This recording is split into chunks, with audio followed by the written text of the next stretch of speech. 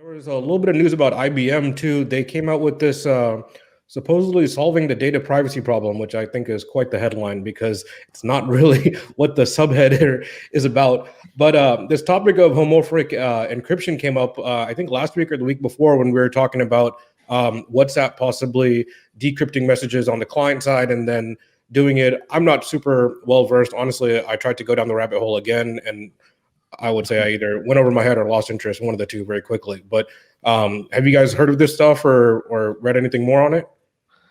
I read about this IBM thing, and upon obviously it is light on details, and as is typically the case when you're trying to do something questionable, whenever you see these complex things like fully homomorphic encryption, they are basically obscuring some details underneath.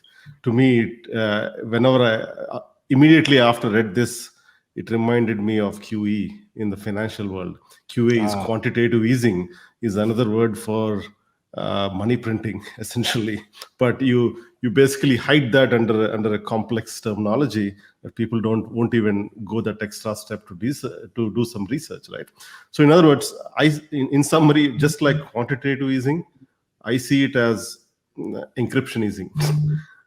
They're looking for ways to ease the encryption way, still keep your data private, but we want to get whatever information that we will get, and it becomes a slippery slope. And when when you're not happy with some of the things like encryption, well, you pull together enough parties out there whose interests are aligned and put together a new form of encryption, sell that, market that, and see if you can get some adoption so that the ad vendors and whatnot can get whatever they want out of it. That is what it sounded like when I read it.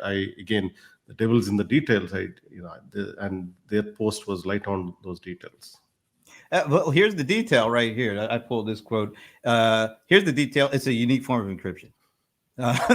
Okay. It tells us a lot. And it's going to allow us to compute data that's still encrypted in an encrypted state. So there's the detail for you, Raju. So what that reads to me is, it'll allow us to steal the contents of your house and still keep your house locked while it is locked, right? That's how it sounds like.